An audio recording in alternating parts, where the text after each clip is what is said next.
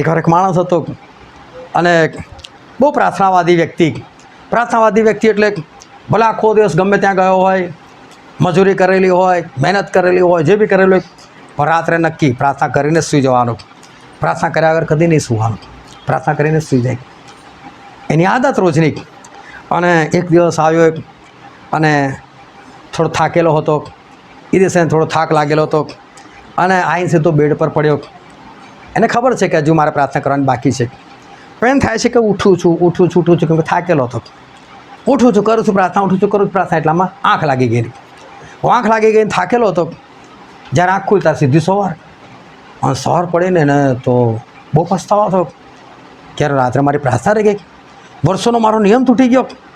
એટલે તો પડ્યો, ઘૂંટણે હાથ ઊંચા કર્યા, રડીને ઈશ્વર આગળ પ્રાર્થના કરી, પસ્તાવો કર્યો, પ્રભુ મારા વર્ષોનો નિયમ ગઈકાલ તૂટી ગયો, પ્રભુ મને માફ કરો. રોજ તમને પ્રાર્થના કરતો, રોજ મારી પ્રાર્થના હતી, રોજ લોકો માટે પ્રાર્થના કરતો હતો. હવે પ્રભુ આજે મારી પ્રાર્થના રહી ગઈ, પ્રભુ મારાથી ભૂલ થઈ ગઈ તો મને માફ કરો. અને બધી જ પ્રાર્થના જેના મધ્યસ્થની પ્રાર્થના કરતો હશે એ બધાના માટે એણે પ્રાર્થના કરી. અને એક દિવસ ફરી પાછું આવું થયું, મહિના 2 મહિના પછી ફરી એકવાર થાકેલો હતો અને આવીને બેડ પર પડ્યો. ફરી એક દિવસ જેવું થયું, ઉઠું છું, પ્રાર્થના કરીને સૂઈ જઈશ, પણ ફરીની આંખ લાગી ગઈ. અને કલાક એક થયો હશે એટલામાં તો શેતાન આવ્યો. શેતાન આવીને એને પણ બે ઉઠ જલ્દી ઉઠ કે શું છે કે છે, ઉઠે પ્રાર્થના કઈ કરી સાજે કે છે, પ્રાર્થના કરે કર સૂઈ જાય કે ઉઠ પ્રાર્થના કરે કે છે. અને પેલો પ્રાર્થના કરવા હા સારું થયું મને ઉઠાડ્યો, નહીં તો આજે બી પ્રાર્થના રહી જતી દિવસની જેમ. તો પ્રાર્થના કરવા માટે બેઠો, શેતાન ત્યાંથી નીકળી ગયું. તો એક દુષ્ટાત્મા જોયા કરતો હતો.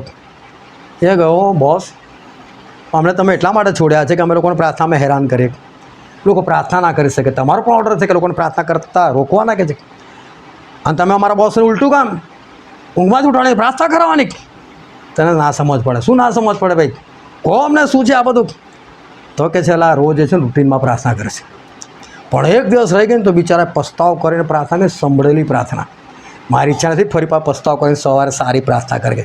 આ રૂટીન તો ચાલવા દે ને, કોઈ વાંધો નથી.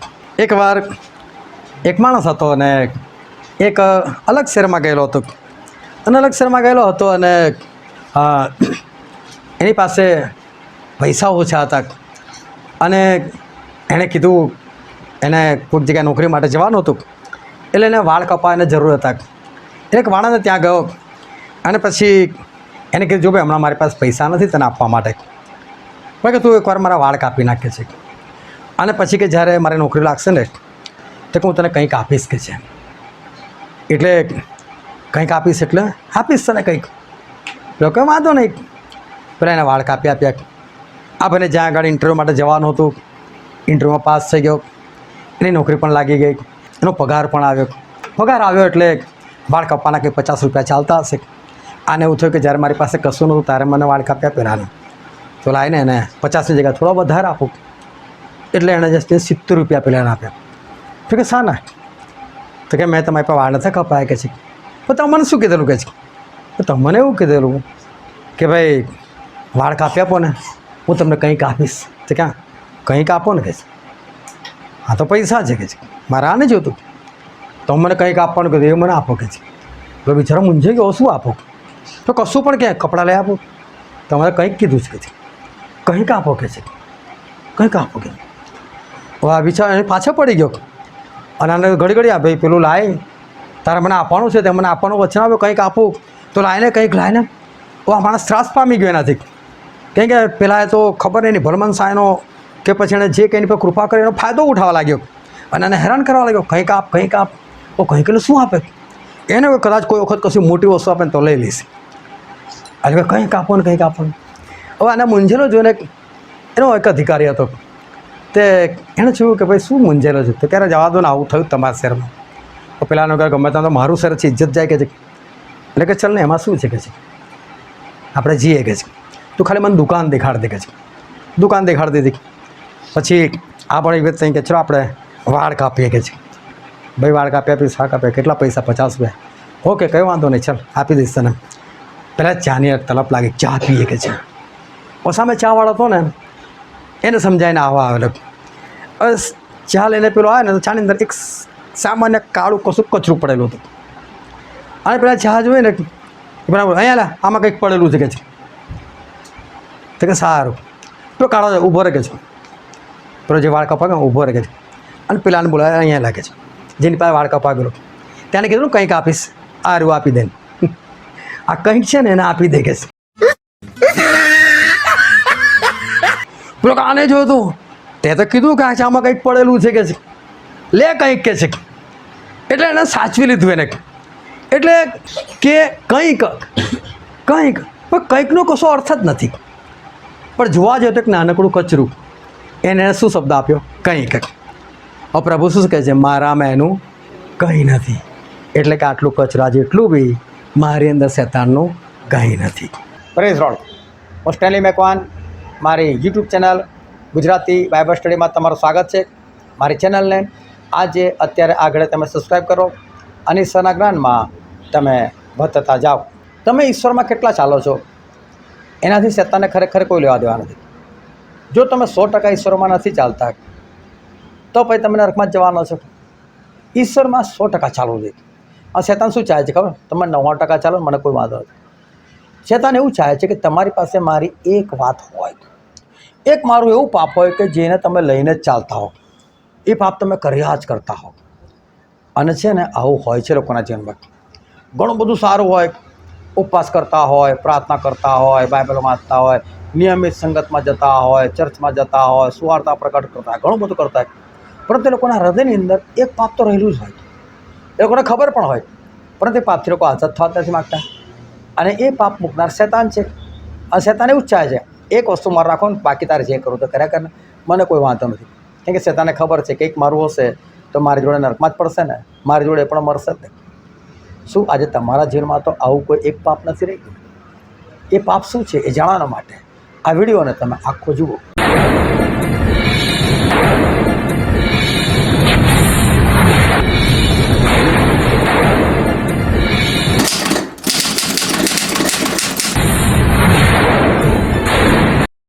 ઈશ્વર પિતાનો આપણે પુષ્કળ આભાર માનીએ કે આપણા ઈશ્વર જીવે છે, આપણી સાર સંભાળ રાખે છે, આપણી મદદ કરી રહ્યા છે.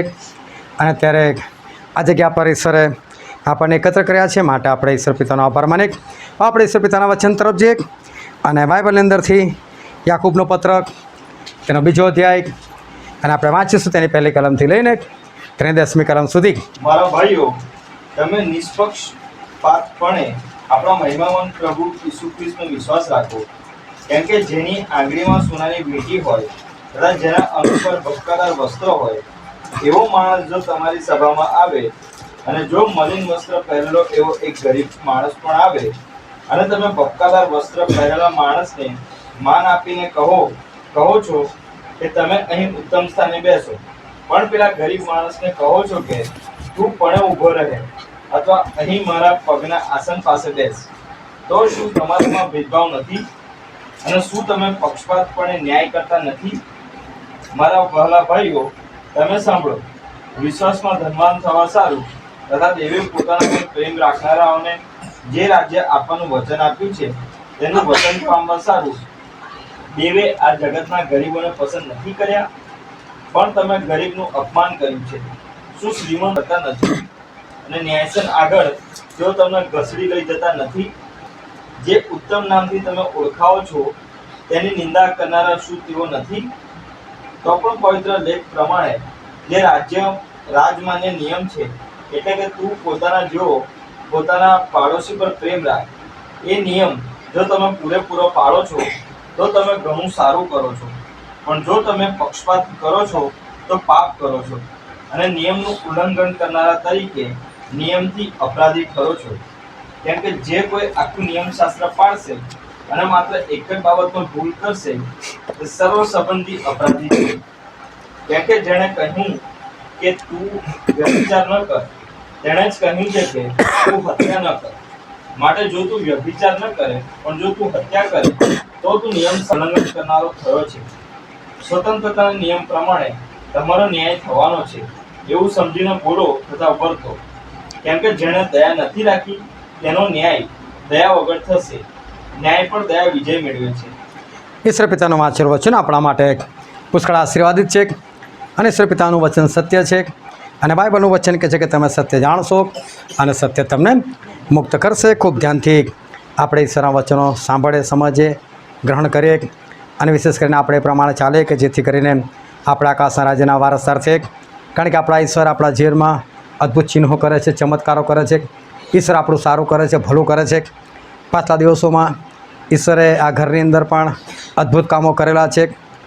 જ્યારે આ ઘર દેવાની અંદર હતું, દેવું વધારે હતું અને એવું લાગતું હતું કે આને કઈ રીતે પહોંચી વળાશે, કોઈ શક્યતા દેખાતી નથી.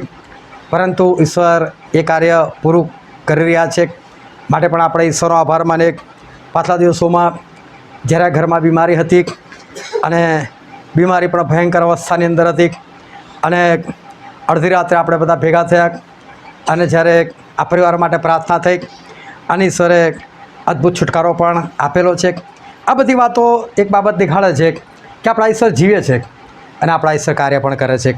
આપણા ઈશ્વર દરેકને પ્રેમ કરે છે અને જો આપણે એમના માર્ગમાં ચાલીએ તો ઈશ્વર ચોક્કસ આપણા જીવનમાં સારું કરે છે. પરંતુ આપણા ઈશ્વરની એક વાત એ બહુ જ મહત્ત્વની છે અને એ વાત એ છે કે આપણા ઈશ્વર પવિત્ર છે. તમે જુઓ કે બહુ બધા લોકો એવા છે જે લોકો ચમત્કારો કરી શકે છે. બહુ બધા લોકો એવા છે કે જે લોકોનું સારું એવું નામ છે. અલગ અલગ ક્ષેત્રોમાં લોકોએ નામ કરેલું છે. પરંતુ આપણા ઈશ્વર જે કરી શકે છે એ બાબત બહુ અદ્ભુત છે. એકવાર એક જણે સવાલ કર્યો કે આપણા ઈશ્વર સર્વશક્તિમાન છે, કેટલા માને છે? અને બધાએ હાથ ઊંચો કર્યો. પછી એક જણે સવાલ કર્યો, શું આપણા ઈશ્વર એવું કોઈ કામ છે કે ના કરી શકે? અને એક જણે હાથ ઊંચો કર્યો, હા ના કરી શકે કે છે. તો કે શું? તો કે પાપ ના કરી શકે છે. બરાબર છે, આપણા ઈશ્વર ગમે તે કરી શકે પણ પાપ ના કરી શકે. આપણા ઈશ્વર કદી કોઈનું ખરાબ ના કરી શકે. એ પવિત્ર છે. અને આપણા ઈશ્વર એવું કહે છે, કલમ આપણેમાં છે યુહાની લખેલી સુવાર્તા તેનો 14મો અધ્યાય અને 33મી કલમ. હવેથી તમારી સાથે હું ઘણી વાતો કરીશ નહીં, કેમ કે આ જગતનો આવે છે અને મારામાં તેનું કંઈ નથી. પ્રભુ શું કહે છે? આ જગતનો અધિકારી એટલે કે શૈતાન આવે છે અને પછી શું કહે છે? મારામાં તેનું કંઈ નથી કે છે, કંઈ નથી. બહુ અદ્ભુત શબ્દ જે બાઇબલમાં વાપરવામાં આવેલો છે એને સમજી શકાય તો જ. એકવાર એક માણસ હતો અને એક અલગ શહેરમાં ગયેલો હતો અને અલગ શહેરમાં ગયેલો હતો અને એની પાસે પૈસા ઓછા હતા અને એણે કીધું એને કોઈક જગ્યાએ નોકરી માટે જવાનું હતું એટલે એને વાળ કપાવવાની જરૂર હતા. એક માણસને ત્યાં ગયો અને પછી એને કીધું, જો ભાઈ હમણાં મારી પાસે પૈસા નથી તને આપવા માટે, ભાઈ કે તું એકવાર મારા વાળ કાપી નાખે છે અને પછી કે જ્યારે મારે નોકરી લાગશે ને તો હું તને કંઈક આપીશ કે છે. એટલે કંઈક આપીશ એટલે આપીશ તને કંઈક. તો કંઈ વાંધો નહીં. પેલા એને વાળ કાપી આપ્યા. આ ભાઈને જ્યાં આગળ ઇન્ટરવ્યૂ માટે જવાનું હતું, ઇન્ટરવ્યૂમાં પાસ થઈ ગયો, એની નોકરી પણ લાગી ગઈ, એનો પગાર પણ આવ્યો. પગાર આવ્યો એટલે વાળ કાપવાના કંઈ 50 રૂપિયા ચાલતા હશે. આને એવું થયું કે જ્યારે મારી પાસે કશું નહોતું તારે મને વાળ કાપ્યા પેલાને, તો લાવીને એને 50ની જગ્યાએ થોડો વધારે આપું. એટલે એણે જસ્ટ 70 રૂપિયા પેલાને આપ્યા. તો કે શાના?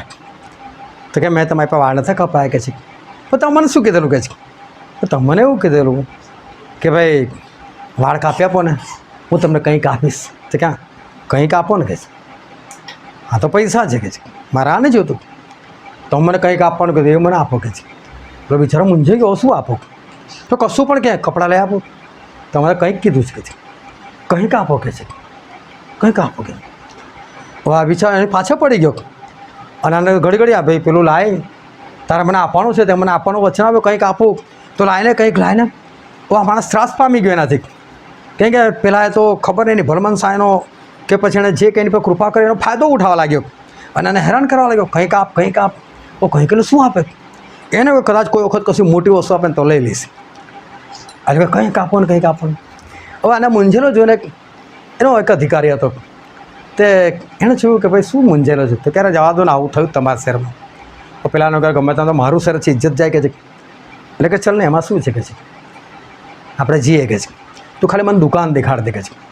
દુકાન દેખાડી દીધી. પછી આ પણ વ્યક્તિ થઈ કે ચલો આપણે વાળ કાપીએ કે છે. ભાઈ વાળ કાપી આપીશ, શાક આપે, કેટલા પૈસા? 50 રૂપિયા. ઓકે કંઈ વાંધો નહીં, ચાલ આપી દઈશ તને. પહેલાં ચાની તલપ લાગી, ચા પીએ કે છે. સામે ચાવાળો હતો ને એને સમજાવીને આવવા આવેલો. બસ ચા લઈને પેલો આવે ને તો ચાની અંદર એક સામાન્ય કાળું કશું કચરું પડેલું હતું. અને પેલા ચા જોઈએ ને પેલા અહીંયા લા આમાં કંઈક પડેલું છે કે છે. તો કે સારું તો કાળો ઊભો રહે કે છે. પેલો જે વાળ કપા ઊભો રહે કે છે.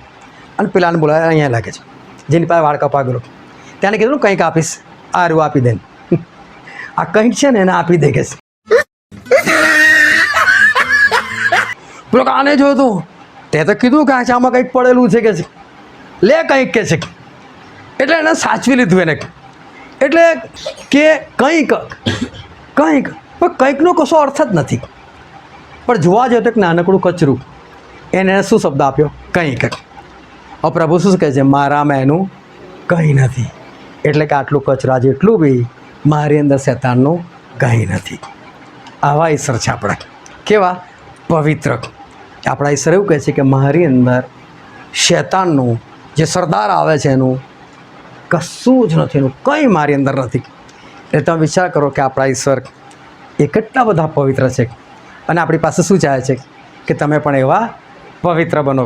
એટલે આપણા ઈશ્વર આપણી પાસે ચાહે છે કે આપણી અંદર પણ શેતાનનું કંઈ જ ના હોય.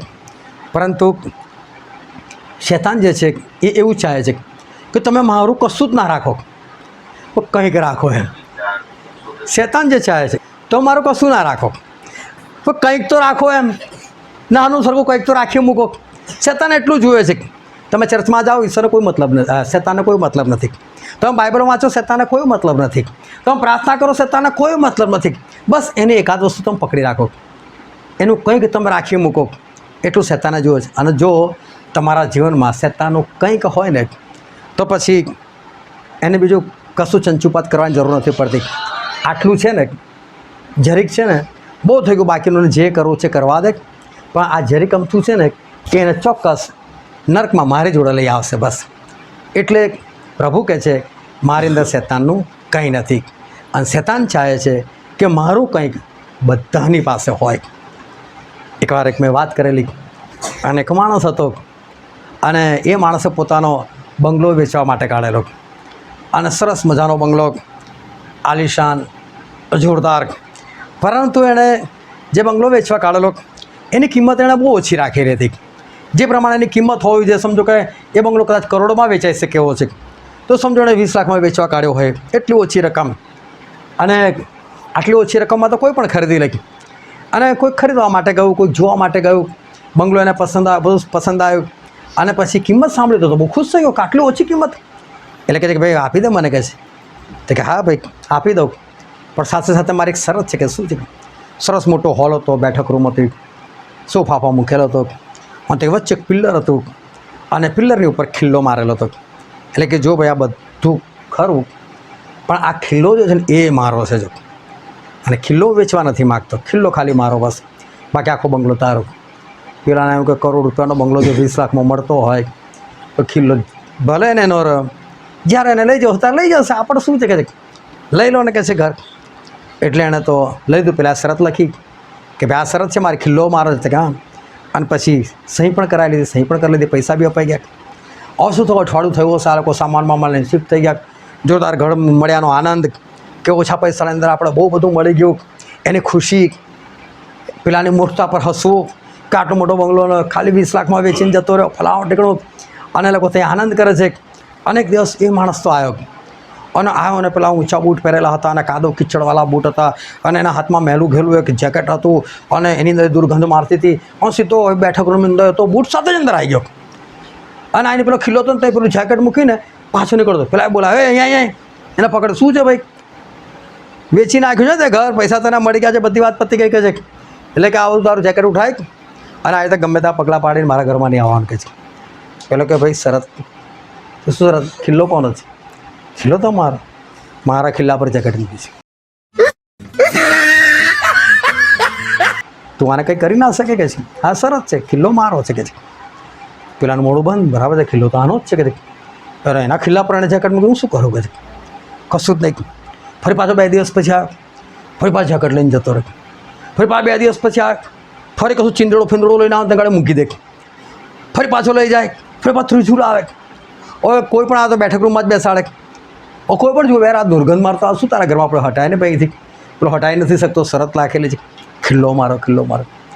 અને જેણે ખરીદેલો ને 20 લાખમાં એવો કંટાળ્યો. એક દિવસ તો પેલો આવ્યો તેને પકડ્યો, ઊભો રહે ભાઈ, અહીં કશું મૂકીશ નહીં, આ બંગલો જ લઈ લે તું તારે મને મારા 20 લાખ પાછા આપી દે. મારે જ હતું ભાઈ, માને 2 લાખ આપું, બોલ 2 લાખ કહેતો તો આપું, બાકી તો મારા બંગલાની કંઈ જરૂર નથી મારે તો. કારણ કે રોજની ખટપીટ જે 2 લાખ મળે છે એ બી લઈ લો ને. બોલો 20 લાખમાં આપીને 2 લાખની અંદર લઈ ગયો. પણ શાના કારણે પેલો ખોટો માગો? એક નાનકડો ખિલ્લો, અને એને કારણે આખો બંગલો જે છે ને એ આખો બંગલો દુર્ગંધ મારતો થઈ જાય. શેતાની એક નાની વસ્તુ, એક નાનું પાપ, એક નાની કોઈક એવી બાબત એ જો તમારા હૃદયમાં રહી જાય ને, તમારા આખા શરીરને એ દુર્ગંધ મારતું કરી દે. અને માટે પોતાના વિશે બહુ સાવચેત રહો. પ્રભુ કહે છે કે શેતાનનું મારી અંદર કંઈ નથી, અને શેતાન ચાહે કે તમારા બધાની અંદર એનું કંઈક હોય, બસ ભલે જરીક અમથું છે, એક તણખા જેટલું છે, પરંતુ શેતાનનું છે ને, શેતાન એટલી બાબતથી એ ખુશ છે.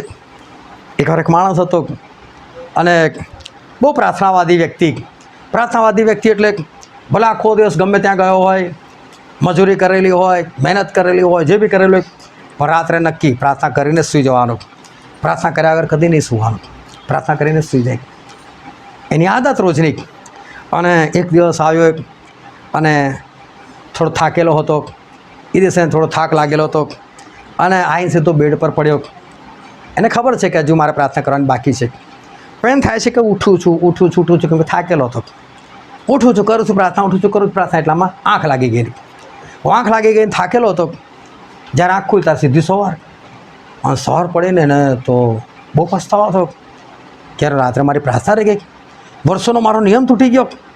એટલે તો પડ્યો, ઘૂંટણે હાથ ઊંચા કર્યા, રડીને ઈશ્વર આગળ પ્રાર્થના કરી, પસ્તાવ કર્યો, પ્રભુ મારા વર્ષોનો નિયમ ગઈકાલ તૂટી ગયો, પ્રભુ મને માફ કરો. રોજ તમને પ્રાર્થના કરતો, રોજ મારી પ્રાર્થના હતી, રોજ લોકો માટે પ્રાર્થના કરતો હતો, હવે પ્રભુ આજે મારી પ્રાર્થના રહી ગઈ, પ્રભુ મારાથી ભૂલ થઈ ગઈ તો મને માફ કરો. અને બધી જ પ્રાર્થના જેના મધ્યસ્થની પ્રાર્થના કરતો હશે એ બધાના માટે એણે પ્રાર્થના કરી. અને એક દિવસ ફરી પાછું આવું થયું, 1-2 મહિના પછી ફરી એકવાર થાકેલો હતો અને આવીને બેડ પર પડ્યો. ફરી એક દિવસ જેવું થયું, ઉઠું છું, પ્રાર્થના કરીને સૂઈ જઈશ, પણ ફરી એની આંખ લાગી ગઈ અને કલાક એક થયો હશે એટલામાં તો શેતાન આવ્યો. શેતાન આવીને એને પણ બે ઉઠ જલ્દી ઉઠ. હવે શું છે કે છે, ઉઠને પ્રાર્થના કઈ કરી છે આજે કે છે, પ્રાર્થના કરે સૂઈ જાય કે ઉઠ પ્રાર્થના કરે કે છે. અને પેલો પ્રાર્થના કરવા, હા સારું થયું મને ઉઠાડ્યો, નહીં તો આજે બી પ્રાર્થના રહી જાય તે દિવસની જેમ. તો પ્રાર્થના કરવા માટે બેઠો, શેતાન ત્યાંથી નીકળી ગયું. તો દુષ્ટાત્મા જોયા કરતો હતો. એ ગયો, બોસ અમને તમે એટલા માટે છોડ્યા છે કે અમે લોકોને પ્રાર્થનામાં હેરાન કરીએ, લોકો પ્રાર્થના ના કરી શકે, તમારો પણ ઓર્ડર છે કે લોકોને પ્રાર્થના કરતા રોકવાના કે છે, અને તમે અમારા બોસને ઉલટું કામ ઊંઘમાં જ ઉઠાડે પ્રાર્થના કરવાની. તને ના સમજ પડે. શું ના સમજ પડે ભાઈ, કહો અમને શું છે આ બધું. તો કે છે એલા રોજ છે ને રૂટીનમાં પ્રાર્થના કરે છે, પણ એક દિવસ રહી ગઈ ને તો બિચારા પસ્તાવ કરીને પ્રાર્થના, સંભળેલી પ્રાર્થના, મારી ઈચ્છા નથી ફરી પાછા પસ્તાવ કરીને સવારે સારી પ્રાર્થના કરે. આ રૂટીન તો ચાલવા દે ને, કોઈ વાંધો નથી. રૂટીન પ્રાર્થનાથી શેતાને કશું થતું નથી, કર્યા કરો ને પ્રાર્થના, કોઈ વાંધો નથી. શેતાન ચાહે છે કે મારું કંઈક એ માણસની અંદર હોય, એની ઈચ્છા છે, એની યોજના છે કે મારું કંઈક એની અંદર હોય. અને બાઇબલની અંદર જે આપણે વચન વાંચેલું હતું, યાકૂબનો પત્ર 3 અધ્યાય, અને વાંચે આપણે તેની 10મી કલમ. કેમ કે જે કોઈ આખું નિયમશાસ્ત્ર પાળશે અને માત્ર એક જ બાબતમાં ભૂલ કરશે તે સર્વ સંબંધી અપરાધી છે. શું કહે છે બાઇબલનું વચન? તો જે માણસ આખું નિયમશાસ્ત્ર પાળે, બધું જ પાળે, એનો મતલબ કે આખી બાઇબલની જેટલી બી આજ્ઞા બધી પાળે, પણ કોઈ એક આજ્ઞા ના પાળે તો બાઇબલ શું કહે છે? એ બધા વિશે અધૂરો છે કે છે, એણે કોઈ જ આજ્ઞા નથી પાડી, એવું સમજી લેવાનું. પેલો માણસ જાય છે પ્રભુ પાસે, પ્રભુ મારે આનંદ પામું, શું કરું કે છે? પ્રભુ કે આજ્ઞાઓ પાડને બધી કે છે. તો કઈ કે છે? પ્રભુ બધી 10 આજ્ઞાઓ બોલવા લાગ્યા એક પછી એક. પેલા પ્રભુને રોકી લીધા, પ્રભુ આ બધી નાનપણથી પાડતા હોય, અધૂરું શું છે? અને ત્યારે પ્રભુ એને 10મી જ આજ્ઞા સંભળાવવાના હતા કે ભાઈ લોભ કરો નહીં, પણ થોડું સમજાવીને બોલ્યા, એક કામ કરજો, સંપૂર્ણ થવા ચાહતો હોય ને તારું બધું વેચી નાખ, ગરીબોને આપી દે, અને પછી મારી પાછળ ચાલ કે છે, આકાશમાં તને દ્રવ્ય મળશે. ત્યારે માણસ ના છોડી શક્યો. તમે જો 10માંથી 9 આજ્ઞા પાડતો હતો, એનો મતલબ 90% આજ્ઞા પાલન એનામાં હતું, 10% નહોતું. 10% તો બહુ બધું કહેવાય, 10% નહોતું. પણ પ્રભુ શું સાથે સમજોતો કર્યો, સારું બેટા તું 9 તો પાડે છે ને ચાલશે, એક નહીં પાડતો, નથી સમજોતો કર્યો. જા ભાઈ તું જતો જ નહીં, મને તારી કોઈ જરૂર નથી. ઈશ્વર આપણી પાસે ચાહે છે, એવું જ ચાહે છે કે હું સંપૂર્ણ છું, તમે પણ સંપૂર્ણ થાવ.